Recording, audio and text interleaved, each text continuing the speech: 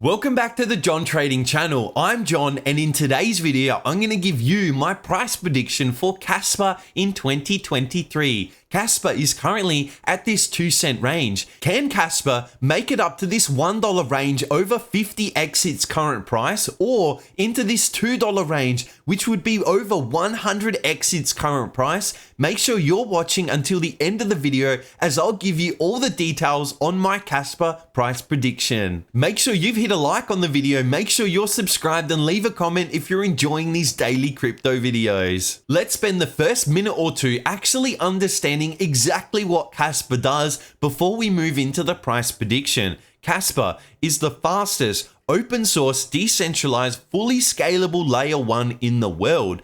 The world's first block DAG, a digital ledger enabling parallel blocks and instant transaction confirmation. That is very key. Built on a robust proof of work engine with rapid single-second block intervals. Kaspa is completely open source with no central governance, following in the ethos of coins like Bitcoin, Litecoin, or Monero. The coin was first launched without pre-mining or any pre-allocations of this coin. The launch of Kaspa was actually the 7th of November 2021, which is basically after the last bull run, so there's still a lot of potential for Kaspa, and the current market cap is $370 million. If we look at market cap, this $370 million, if we were to do a 100x on the price, we would need this market cap to also 100x in price, which would mean that Kaspa would need to reach a $38 billion market cap in order for it to do that 100x in price. The key features about Kaspa is it has some of the fastest transaction speed literally possible on the blockchain. It also has instant confirmation. Plus, we have scalability, as it has the ability to generate and confirm multiple blocks per second. We then have an efficient proof of work, as it utilizes the optical mining ready hash algorithm for consensus and security on the network. Plus, we do have a lot of security using an ultra secure block network with no compromise to decentralization. Plus, using its own block DAG,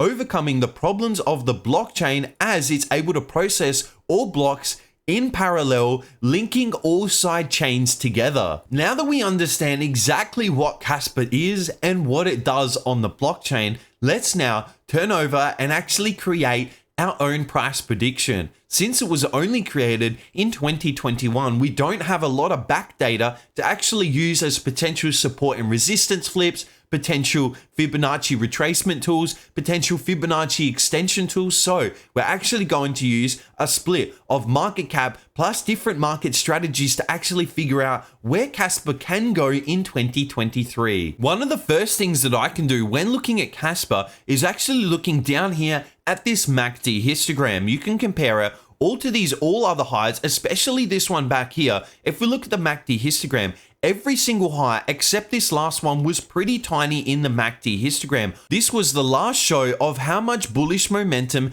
Kaspa truly has in the market. Since we made a massive higher high on this MACD histogram, the true bearish pattern would actually need to create a higher high on the price, but create a lower high on the MACD histogram. We would need something like this to actually end the pattern, but we would need the price to actually be converting up in this area. Reason being is we would need that bearish divergence, because we would make a lower high on the MACD histogram, but we would be making a higher high in price, which would then signal to me that the bullish momentum is finally over and we can look for more bearish momentum. And that isn't signaling to me right now. It's actually signaling to me that we do have a lot of bullish momentum in the market, especially when you go to this last low that happened in 2023, just in the early part of 2023. We can actually start on this low here, extend it to this low here, extend it to this low here, and actually drag it across, and look at what the current price is actually supporting off. We came back, supported off this price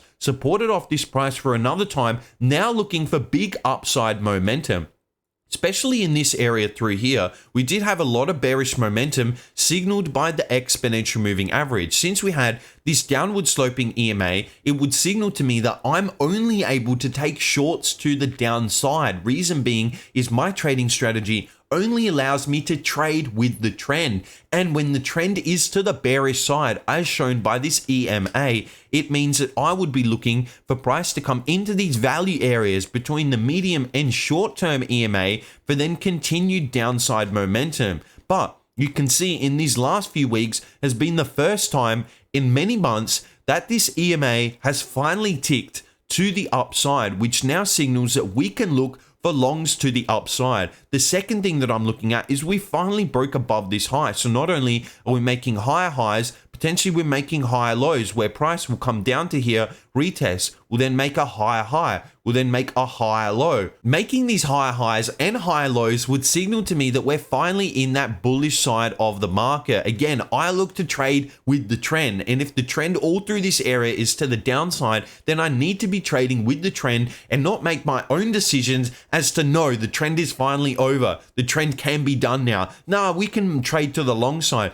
That is not how my trading strategy works. I need to trade like a robot. I need to understand exactly what my trading strategy is and trade in that direction. So really happy that we've broken above this high, potentially come back to retest this again. We could even come back and retest this line. Reason being is we'd still be making higher highs and higher lows compared to this low and to this low. So right now I am getting that bullish signal in the market for Kaspa. The second thing that I like to do, since we don't have a lot of price to go off previously, if we look at something like Ethereum, we have years of price to actually base our prediction off. But since Kaspa was only created in 2021, we don't have a lot of price to actually go off in this current market. So again, after using this trendline trading strategy to the bottom side, I'm going to then connect these highs to the top side. I'm going to connect this high from the last bull run of 2022 and actually connect it all the way up through here to this high. You can basically see if we extend this into the future, we have some massive price predictions.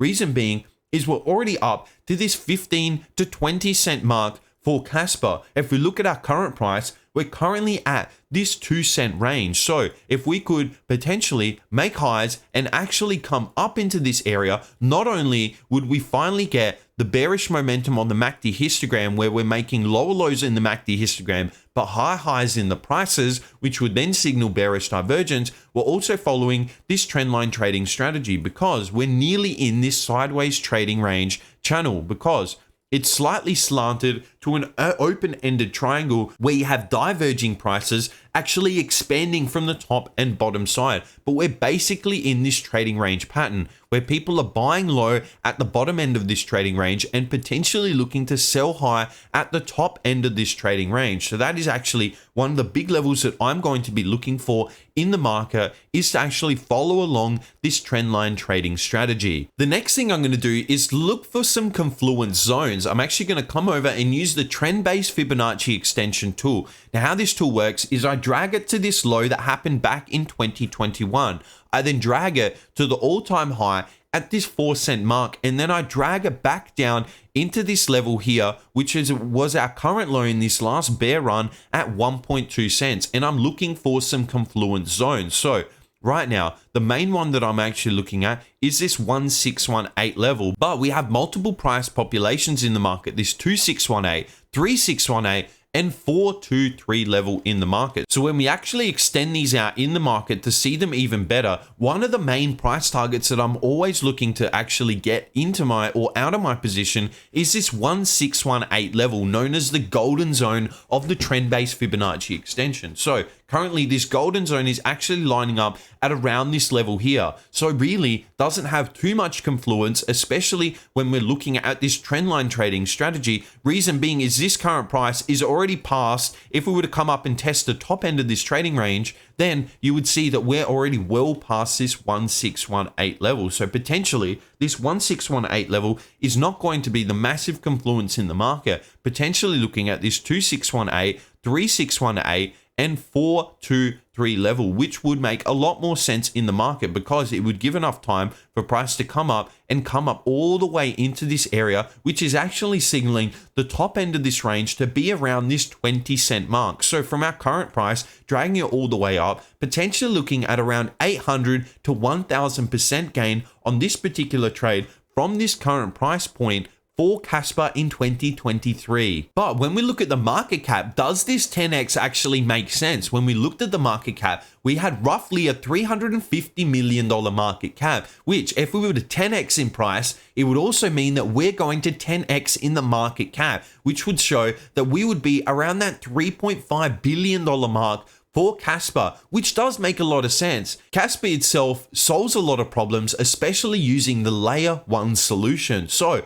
not only that, we've got this trendline trading strategy, we've got the Fibonacci lining up, and it also makes sense in terms of market cap. If you were to say to me, Kaspa can make a $300 billion market cap, basically beating out Bitcoin, then it doesn't make a lot of sense, because what would Bitcoin's market cap be in that instance? We'd be at $3 and $5 trillion, which at this current point is potentially not yet possible until we get this ETF approved, we get this entire market behind crypto, so we just need to wait for that particular time. But when we're looking at Kaspa, we can't actually say that this market cap can go up to these crazy numbers. We do need to look at this current market cap to actually understand one of the true moves that it can make. If Kaspa was to make a 100x in the market, it would mean that we need to go to that $35 billion market cap. Is it currently possible? When we compare it to a lot of these other cryptos, that would put Kaspa in basically the top 5, the top 6 coins of every single cryptocurrency. Now, does that make a lot of sense? So these are the things you need to be doing when you're actually making potential market predictions or actually trying to figure out where price can go. This could be an extremely conservative price target. We could nearly instantly come up to this price and then look for some downside momentum before even breaking way above this trendline trading strategy into the future, potentially 50 cents to this $1 range. But we just need to base it off current price action, what we've got looking in front of us at this current time. We need to base it off assumptions of using that. If you haven't already, leave a like on the video, make sure you're subscribed and you hit the bell notification, plus leave a comment if you're enjoying these daily crypto videos. That's all I have for you in today's video. I'll see you in the next one.